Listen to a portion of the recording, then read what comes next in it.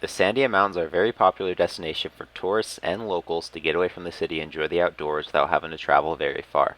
The first thing you have to do, though, is make it to the crest.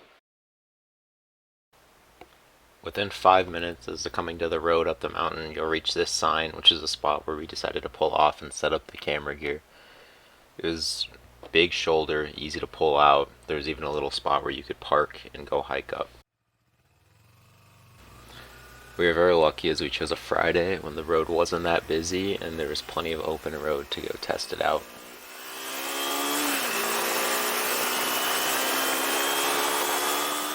Not even 5 minutes into the road, we actually encountered this obstacle, which can be very dangerous if you're not paying attention. Coming up right here, there was a dead squirrel. I put my foot out to mark it for my friend who was following me, and if you hit that or if you're not looking ahead on the road, that can actually make you wipe out completely. So this is just another sign that you have to pay attention. This is a mountain road. Right here you see a biker coming down, which is actually a popular thing a lot of bicyclists do. They'll bike up and then coast down.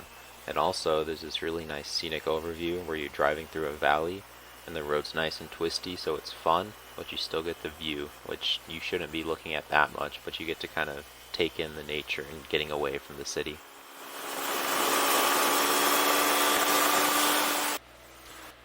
Here's a continuation of that same valley with a really good view, and as you can see around this corner there actually is another biker, and then there's a car, and that's another hazard. This isn't a racetrack. You can't be taking these apexes and crossing that yellow-orange line.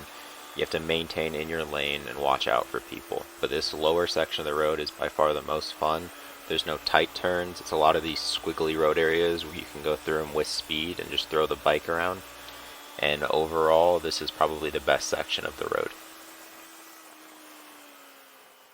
This next section is kind of the last section before a lot of tight switchbacks happen, and it has a really nice overview of that large hill to my right, and then on my left there's actually kind of a large cliff of the mountain going up.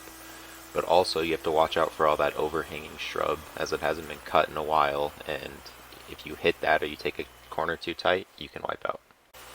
Right here around this bend, there was actually another piece of debris that could mess you up if you take a corner too tight or if it wasn't pushed off the road. Right there, there's that branch that has fallen or been cut, and if that was in the road, you're coming around that blind corner and you hit that, that's extremely dangerous.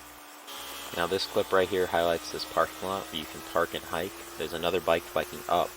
Also, right here there's this wet spot, and if you lock up your tire on that, you could wipe the bike out. And also as we're coming up higher, as you can see right here, snow is starting to accumulate, so you want to watch out for that in the road.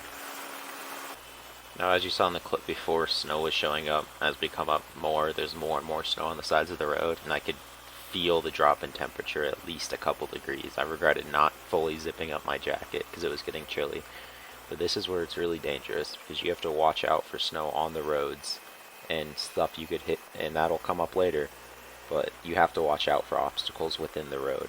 And this section of the road is also really fun. It's mostly straights, not a lot of tight switchbacks, nice wiggly corners, not very tight, let you carry some speed through it and just enjoy the road.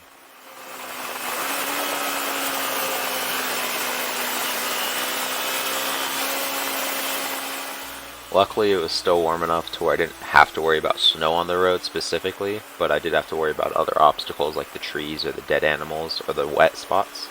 And coming up right through here, there's going to be actually another pull-out where you can pull off. It looks like a camping area and a hiking area with plenty of trails to go hike around the lower parts of the Sandias.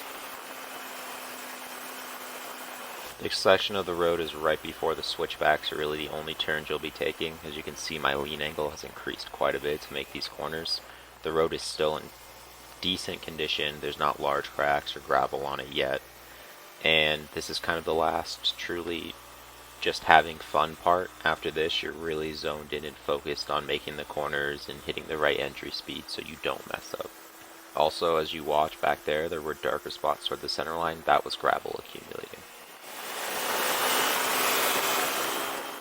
Right here is where the road goes from windy, twisty roads to mostly short straights with tight switchbacks to get up the steepest part of the mountain. Throughout these, you have to really look forward around the corner, watch for obstacles in the road, and maintain a safe line so you're not hanging over that double yellow center line. This part of the road, you shouldn't be trying to go fast and hit your record road time. You should just be focusing on taking the road and enjoying it and taking everything safely. The condition of the road has worsened as there's more cracks and more gravel throughout the road, so you have to really be paying attention, as well as these double lane passing areas. The passing areas create an easy way to hold your pace, but also you have to be careful for spots like this where there's large cracks in a corner. That could be detrimental. Other than that, the road is in decent shape up here, and there is no snow on the road as of now. Throughout this section here, you can see there's even more snow. I felt the temperature drop even more. Again, I regret zipping up that jacket all the way, but there hasn't been anything on the road as of snow. So the roads are clear of ice and snow, but you still should watch out. And the rest of the road from this point on is essentially tight switchbacks like this, followed by these short straights that lead to other switchbacks.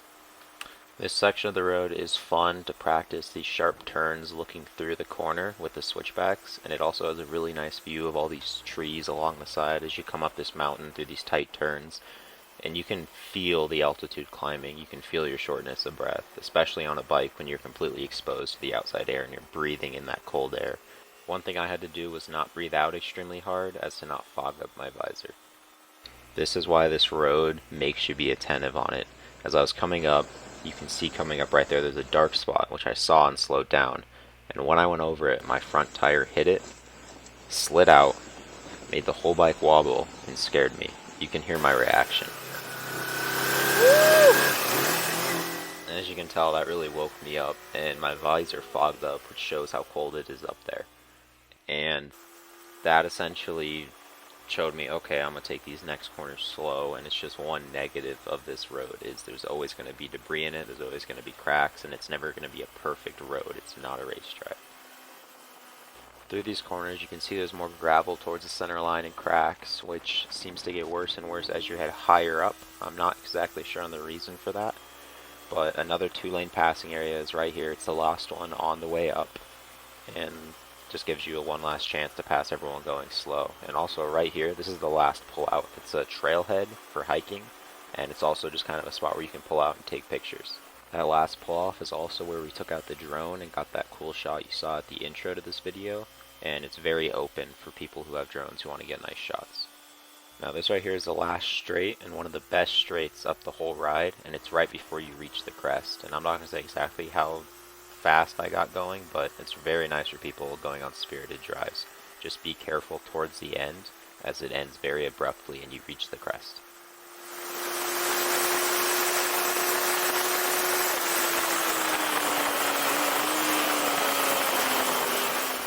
As you can see, I started slowing down very quickly as I reached the top, and there's 2 parking lots right here. I parked in this lower parking lot waiting for my friend to come up as I was quite a bit ahead of him. And once you get up here, you can definitely feel how cold it is, especially once you stop moving and you realize it's at least 10 degrees colder than it is in Albuquerque. I think today it was around 60 something up here, and in Albuquerque it was about 75. Now as you can see, once I got to the crest, I took this image. The parking lot was essentially empty. There was almost no one up there. That is advantage of going on a weekday. As you can see, there's very few cars. I only saw maybe 2 other people while I was up there, which was very nice. And they have plenty of information posted around. Here's an example, a brief history on the crest and what to expect while you're up there, where Watermelon Mountain, the name, comes from, and about the valley. And then they also have a gift shop and a cafe. They were both closed because of COVID, but I have gone to both, and the cafe is decent if you're hungry. It's not great food. As you can see, it's closed, and the gift shop has some good tourist memorabilia. If you live in Albuquerque, I wouldn't recommend spending money there. You can get it almost anywhere. Here's the view on the day we went up. It was quite smoky, so you couldn't see very far, especially out into Albuquerque. I couldn't even get a good picture of it. Overall, I would highly recommend going to the crest for anybody who likes the outdoors. I've gone hiking up there multiple times, as you can see from these images. The trails get you out away from everything. You're almost always alone on them, and it feels like you're a lot farther away from a city than you are.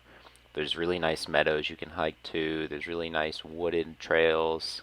This meadow actually goes on for a couple miles, and going up there during the sunset is also very nice. I've done that. The road going up can be a little bit scary at times, but as long as you're safe and don't try to push your limits, you should be fine. The crest has a lot of activities once you're up there. I've gone on field trips up there, I've gone up there on my own, I've gone up there with my family. There's plenty to do, and there's always something new you can try out up there. Shout out to my friend Will for getting these shots and letting me use his camera. Couldn't have been done without him, and I know I look like I'm out of the 80s right here, but again, shout out to him.